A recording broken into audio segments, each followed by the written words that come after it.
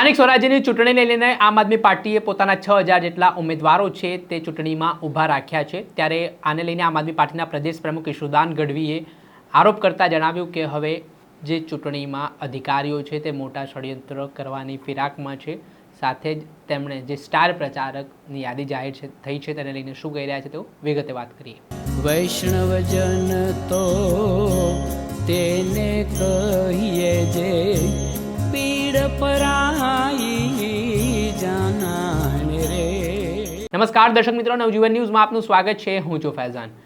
સ્થાનિક સ્વરાજ્યની ચૂંટણીને લઈને હવે ગુજરાતની રાજનીતિ ગરમ થઈ ચૂકી છે।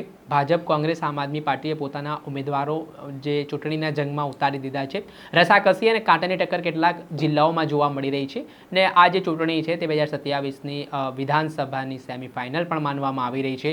ત્યારે ભારતીય જનતા પાર્ટી પર ફરી એકવાર આરોપો લાગવાની શરૂઆત થઈ છે કે આમ આદમી પાર્ટીના ઉમેદવારોને ખોટી રીતે હેરાન કરવામાં આવી રહ્યા છે।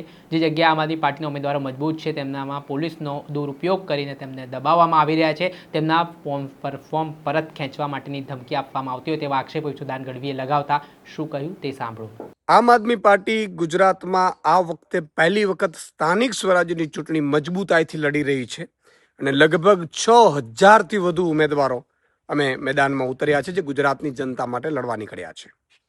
આ લડવૈયાઓને એની જીત માટે હું ખૂબ ખૂબ શુભકામનાઓ પાઠવું છું। આજે અમે એક મેગા કેમ્પેન, પ્રચાર કેમ્પેન લોન્ચ પણ કરી રહ્યા છીએ કે હવે બહુ થયું, બદલીને રહેશું। સાથે સાથે મિત્રો, આ 6000 જેટલા ઉમેદવારો ઊભા કર્યા છે આમ આદમી પાર્ટીએ અને આમ જનતામાંથી ઊભા કર્યા છે। ત્યારે મેં સાંભળ્યું છે એક એવા પણ ખેલ રચાવાના છે, કારણ કે અત્યાર સુધી જે થયું છે તમે જુઓ, આમ આદમી પાર્ટીના જે નેતાઓ ફોર્મ ભરે એને કોઈના કોઈ રીતે કેસમાં જેલમાં નાખી દેવામાં આવે, એને બંધ કરી દેવામાં આવે, ખોટી એફઆઈઆરો કરવામાં આવે, હદ ઉપરાંતનો ષડયંત્રો રચાઈ રહ્યા છે। ત્યારે અત્યારે જે રીતે માહિતી મળી છે પ્રમાણે હજી આમ આદમી પાર્ટીના ઉમેદવારોના નોમિનેશન રદ થાય કોઈ પણ પ્રકારે એવા પણ ષડયંત્રો રચાઈ રહ્યા છે। અમે ગુજરાતની જનતાને કહેવા માંગુ છું કે અમે તમારા માટે લડવા નીકળ્યા છીએ। આ લોકો ડરાવવાની, ધમકાવવાની, બેસાડવાની ખૂબ કોશિશો કરશે, પરંતુ અમે ડરવાના નથી, ઝૂકવાના નથી। અમે તમારા પ્રશ્નો માટે લડવા નીકળ્યા છીએ। જનતાને કહીએ છીએ કે ગમે તેટલી મુસીબતો આવશે અમે લડીશું, મજબૂતાઈથી તમારી સાથે ઊભા છું, પણ તમે પણ મતદાનના દિવસે ઊભા રહેજો। આમ આદમી પાર્ટીનું જ્યાં જ્યાં ઝાડુ છે ત્યાં તમે જ્ઞાતિ, જાતિ, ધર્મ બધું ભૂલીને તમારી પોતાની પાર્ટી માટે ઝાડુ બટન દબાવજો એવી હું વિનંતી કરું છું।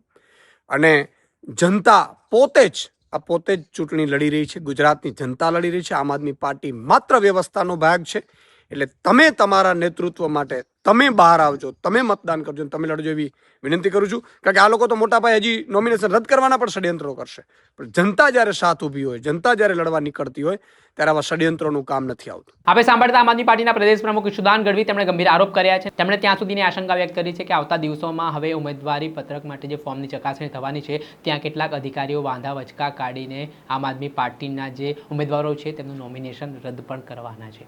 સાથે જ આમ આદમી પાર્ટીએ પ્રચાર પ્રસારને લઈને પોતાની સ્ટાર પ્રચારકોની યાદી પણ જાહેર કરી છે। જેમાં વાત કરીએ તો દિલ્હીના પૂર્વ મુખ્યમંત્રી અરવિંદ કેજરીવાલ, સાથે પંજાબના મુખ્યમંત્રી ભગવંત માન, આમ આદમી પાર્ટીના વિસાવદરના ધારાસભ્ય ગોપાલ ઇટાલિયા, ધારાસભ્ય ચૈતર વસાવા, ધારાસભ્ય હેમંત ખવા, ધારાસભ્ય સુધીર વાઘાણી, તેમજ આપ નેતા સાગર રબારી, આપ નેતા પ્રવીણ રામ, તેમજ આપ નેતા બ્રિજરાજ સોલંકી, સંજય બાપટ, અજીત લોખીલ તેમજ ડૉક્ટર જ્વેલબેન વસરા સહિતના જે આમ આદમી પાર્ટીના નેતાઓ છે તેમને હવે મેદાનમાં સ્ટાર પ્રચારક તરીકે ઉતારવામાં આવ્યા છે। ત્યારે જોવાનું રહ્યું કે આગામી સમયમાં ગુજરાતની જનતા છે તે નક્કી કરશે કોને સત્તાની સુકાન સંભાળવા આપવી છે સ્થાનિક સ્વરાજ્યની ચૂંટણીમાં, અને જનતાના જે વિવિધ મુદ્દાઓ છે તેના માટે કોણ હવે જનતા માટે લડશે તે આવનારા 28 એપ્રિલે પરિણામ આવશે, તેમાં ખબર પડશે।